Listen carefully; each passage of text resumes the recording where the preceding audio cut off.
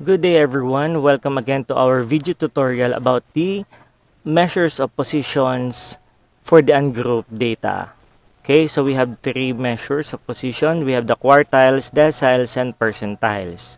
And the formula we are going to use for quartile, that is QK is equivalent to K over 4 times N plus 1, where your denominator must be 4 and your K is the number of your quartile or the position.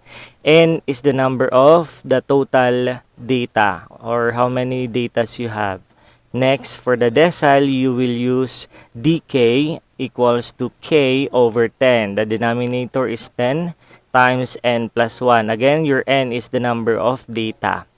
Okay, and your k is the number of your positions you're going to find. Okay, so next one, we have the percentiles.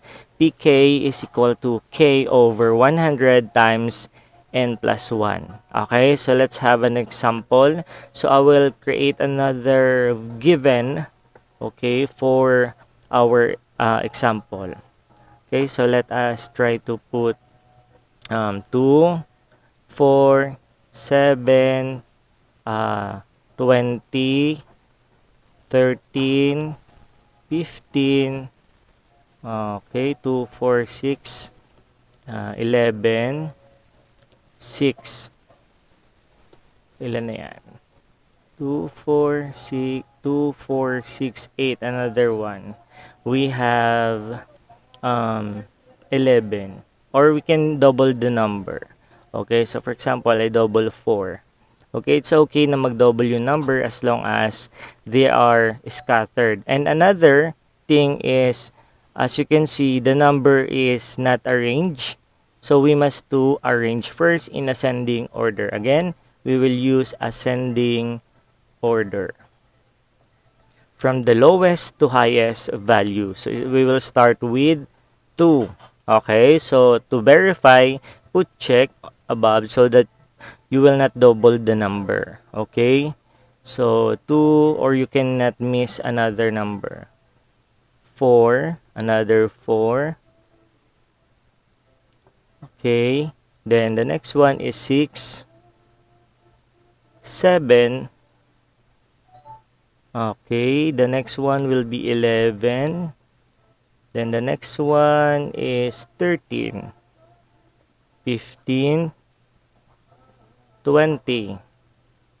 Okay, so we have 2, 4, 6, 8, 9. Another one, 2, 4, 6, 8, 9. So they are equal. So we are arranged properly in ascending order. Now, if the question is going to find the quartile 1, the decile 4, and the percentile 22. Okay, so the percentile is equal to 100 equal parts, so we can use 22. Decile is divided into 10 equal parts, so we can use 4. Quartile, it is divided into 4 equal parts, then we can use 1. Okay, so use the formula in quartile. Okay, so we will use QK is equal to K over 4 times n plus 1. So let us start with Q1. Q1 is equal to K over 4 times n plus 1. Okay, we all know that we have the number of data 2, 4, 6, 8, 9. So our n is equal to 9. Okay? So let's start to find the quartile 1.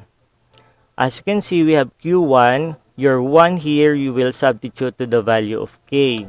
So that is Q1 is equal to 1 over 4 times N. What is your N? That is 9 plus 1.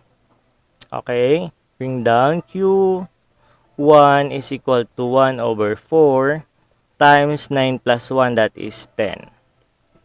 Okay? So 10. Q1 is equal to 1/4. To multiply 10 times 1 divided by 4, or we can put the denominator 1. So you can multiply 1 times 10 and then 4 times 1. So 10 over 4 for Q1, or we can say Q1 is equal to 10 divided by 4, that is 2.4. Okay? So as you can see, we have the decimal point on the position. So if we're going to put on the position on the given data, we have per second, and your quartile 1 must be here. But to get the exact value of quartile 1, we will use the linear interpolation for the first step. Okay, so kung may first step ka na dito to locate the position, the second step here, okay, get the value in between to the quartile 1. Okay, so the two values in between the quartile 1 is 4, okay, and 4.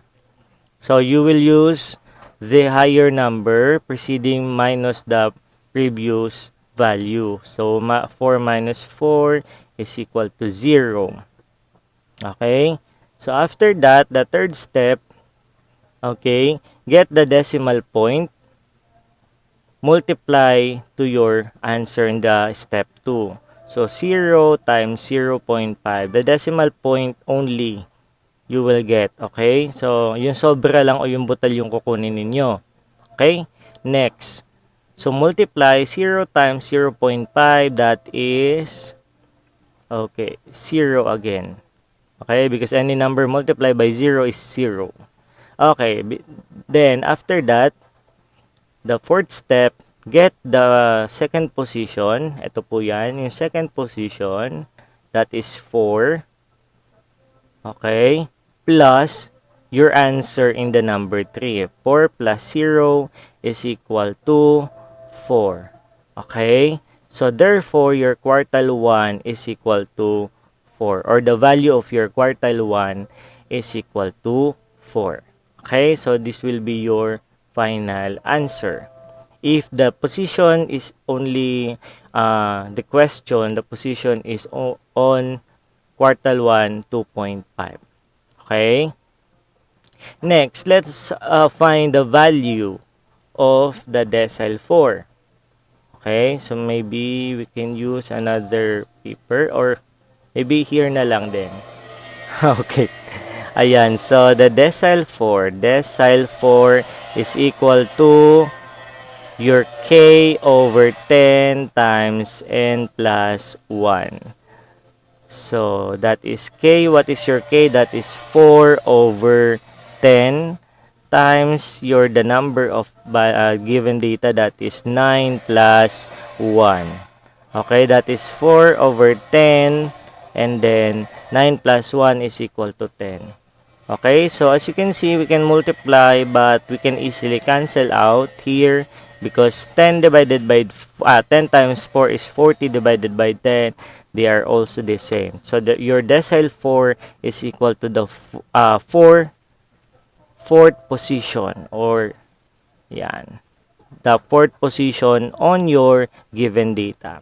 So if you're going back to your data, you have the position number 4. 1, 2, 3, 4. So this will be your decile 4. Therefore, my decile 4 is equal to the value of 6. Okay? So that's how to get the position and the value of your position. And lastly, we're going to find the the percentile. Okay? So the percentile here, okay? Bigay lang natin yan para may given tayo. So, our percentile is 22. Percentile 22 is equal to k over 100 times n plus 1. Okay? So, P22, 22 over 100 times n 9 plus 1. Okay? Next. 22 over 100, 9 plus 1, that is 10. Okay? Your P22. P22 is equal to, we can easily cancel out here, 10, yung 10 sa 100, or we can try to multiply 22 times 10, that is 200. 20 over 100. Okay, divide 220 divided by 100, that is P22 is equal to 2.2. Okay, so your decimal point is on the position of 2.2. Okay, so pag nilocate natin siya doon sa ating given, nandun siya in between pa din ng 4 and 4. So let us try to get the value of percentile 22. Okay, so gawin natin yung interpolation, yung may fourth step. So the second step, first step, second step, first step. Okay, so ang second step natin, kunin natin yung dalawa in between to the positions of 2.2. Okay, so ang 2.2 nandito in between sa 4 and 4. So therefore, that is 4 minus 4 again. And then 4 minus 4 is 0. Third step natin, kunin natin yung decimal point, that is 0.2. Multiply natin 0 multiply to 0.2. Okay, iba po yung 0.02 ha. That is 0.20. Okay, therefore 0 times 0.2, that is 0. And lastly, for the fourth step, your answer here added to the position of 2, which is 4.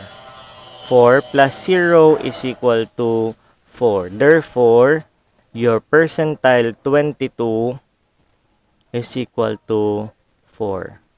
Okay? So that's it.